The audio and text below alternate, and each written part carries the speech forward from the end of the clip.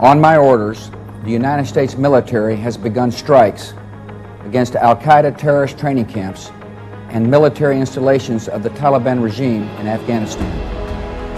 These carefully targeted actions are designed to disrupt the use of Afghanistan as a terrorist base of operations and to attack the military capability of the Taliban regime. These acts of mass murder were intended to frighten our nation into chaos and retreat. But they have failed. Our country is strong. A great people has been moved to defend a great nation. Terrorist attacks can shake the foundations of our biggest buildings, but they cannot touch the foundation of America. These acts shatter steel, but they cannot dent the steel of American resolve. America was targeted for attack because we're the brightest beacon for freedom and opportunity in the world, and no one will keep that light from shining. You came to Afghanistan to defeat terrorism, and we, Afghans, welcomed and embraced you for the liberation of our country. Together, Bin Laden existed in Afghanistan exactly 17 years before our government existed. We inherited him, and the fact is that such people were instigated by the CIA and by the government of America at that time to go and fight the Soviets. And such people were called the heroes of independence. And all of a sudden they have changed now to terrorists. We don't say that we are defending terrorism, but we need to know whether they are really terrorists or not.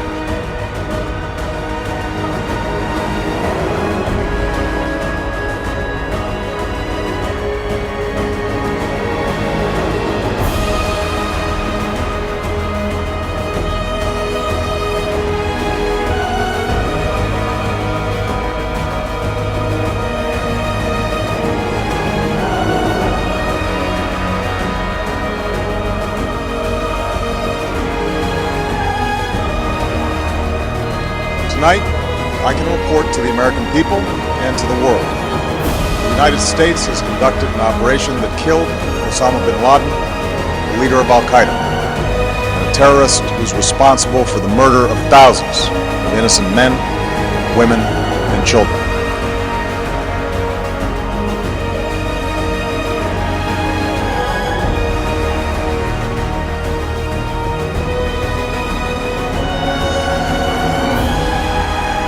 On the 9th of October 2012, the Taliban shot me on the left side of my forehead. They shot my friends too. They thought that the bullet would silence us, but they failed. And out of that silence came thousands of voices. The terrorists thought that they would change my aims and stop my ambitions. But nothing changed in my life except this. Weakness, fear, and hopelessness died. Strength, power, and courage was born.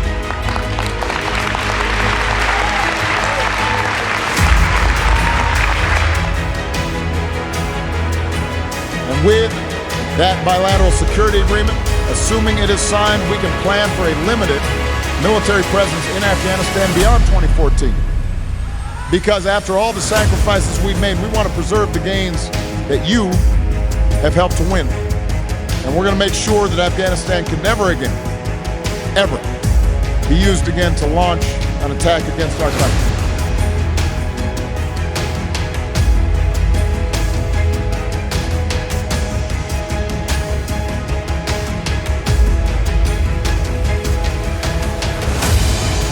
We had peace talks scheduled a few days ago. I called them off when I learned that they had killed a great American soldier from Puerto Rico and 11 other innocent people. They thought they would use this attack to show strength, but actually what they showed is unrelenting weakness. The last 4 days, we have hit our enemy harder than they have ever been hit before, and that will continue. Love for America requires love for all of its people. When we open our hearts to patriotism, there is no room for prejudice, no place for bigotry, and no tolerance for hate. The American people are weary of war without victory. Nowhere is this more evident than with the war in Afghanistan.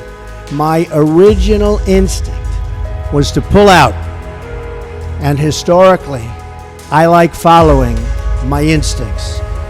But all my life, I've heard that decisions are much different when you sit behind the desk in the Oval Office. The consequences of a rapid exit are both predictable and unacceptable.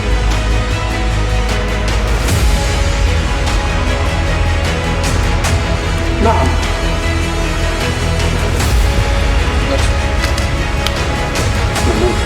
ما هو الجنوب سلفيات لو هم تستقبل. ونعم خالص. تكبير.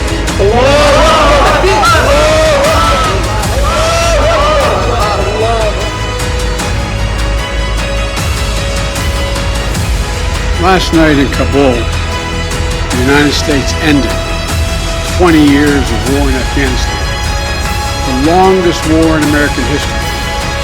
We completed one of the biggest airlifts in history, with more than 120,000 people evacuated to safety. That number is more than double what most experts thought were possible.